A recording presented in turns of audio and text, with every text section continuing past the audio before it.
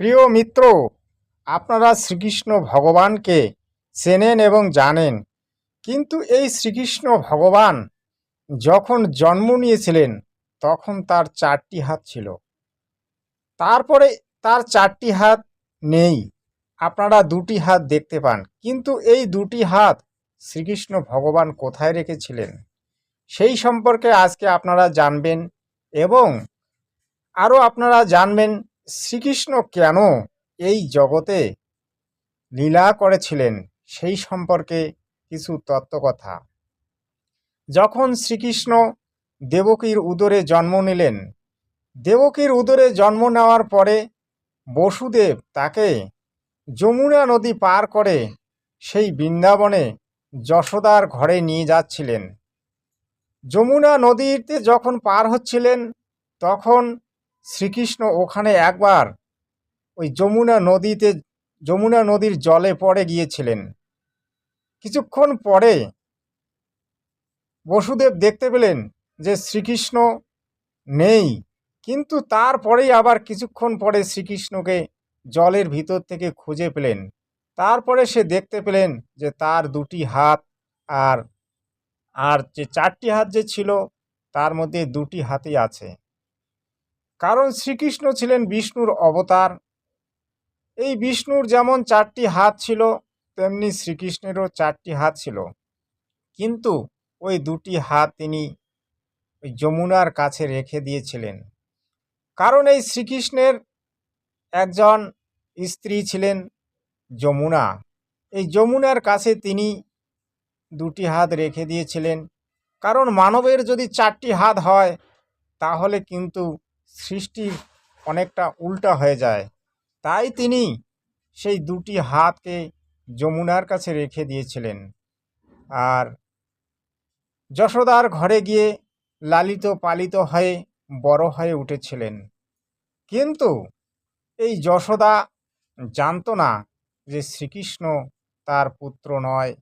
পরবর্তীতে যশোদা জানতে পারে যে শ্রীকৃষ্ণ তার জন্মদাতা পুত্র নয়। যখন এই বিষয়টি যশোদা জানতে পারলেন তখন যশোদা দুঃখে কাতর হলেন। কিন্তু দুঃখে কাতর হয়েও তিনি কিছু করতে পারলেন না, কারণ শ্রীকৃষ্ণ ছিলেন রাজ পরিবারের সন্তান। এই রাজ পরিবারের সন্তান হওয়ার জন্য তার কতগুলি কর্তব্য কর্ম ছিল। যেমন রাজা কংস তার মাতা এবং তার পিতাকে বন্দী করে রেখেছিলেন, তাকে উদ্ধার করা তার দায়িত্ব ছিল। তখন তিনি মথুরায় পৌঁছে গেলেন সেই কংসের কারাগার থেকে তার পিতামাতাকে মুক্ত করতে।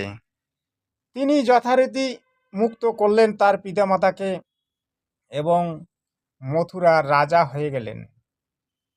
মথুরার রাজা হয়ে তিনি অনেক সুশাসন ব্যবস্থা গড়ে তুললেন, কিন্তু এদিকে আবার জরাসন্ধ রাজা তার বিরুদ্ধে রুখে দাঁড়ালেন। তার বিরুদ্ধে বারবার তার রাজ্যে হানা দিতে লাগলেন। তখন শ্রীকৃষ্ণ বিরক্ত হয়ে সেখান থেকে রাজ্য স্থানান্তর করলেন। সে নিয়ে গেলেন দ্বারকায়। দ্বারকাপুরী নির্মাণ করলেন এবং সেখানেই তিনি রাজত্ব স্থাপন করলেন। এইভাবে শ্রীকৃষ্ণ ভগবান তার জীবনে অনেকগুলি লীলা করেছিলেন। কিন্তু এই ভগবান কি কখনো তার লীলাগুলিকে মানুষের সামনে প্রকট করেন না? তিনি লীলাগুলি করেন গুপ্তভাবে। কারণ এই লীলাগুলির পিছনে কোনো না কোনো রহস্য থাকে। তাই ভগবান তার লীলাগুলি গুপ্তরূপে লীলাগুলি করেন। মিত্র, এবার আমরা আসছি গীতায়। গীতা আপনারা অনেকেই পড়েছেন বা অনেকেই শুনেছেন। গীতায় 18টি অধ্যায় আছে। শ্রীকৃষ্ণ ভগবান অর্জুনকে কুরুক্ষেত্রের যুদ্ধে গীতার যে অমৃত বাণীগুলি তাকে শুনিয়েছিলেন। কিন্তু ভগবান শ্রীকৃষ্ণ কি কুরুক্ষেত্রের যুদ্ধে অর্জুনকে গীতার বাণীগুলি বলেছিলেন? আমরা এই সম্পর্কে আজ বিস্তারিত তত্ত্ব তুলে ধরব, আপনারা শুনতে থাকবেন। শ্রীকৃষ্ণ ভগবান যখন গীতার কথা বলছিলেন তখন অর্জুন একটা সময় দেখতে পেলেন যে ভগবান শ্রীকৃষ্ণ বিশ্বরূপ ধারণ করলেন, কিন্তু ভগবান শ্রীকৃষ্ণের বিশ্বরূপ কখনো অর্জুন দেখেন নাই। তাই অর্জুন শ্রীকৃষ্ণ ভগবানকে প্রশ্ন করলেন, হে মহান পুরুষ, হে পুরুষোত্তম, আপনি কে?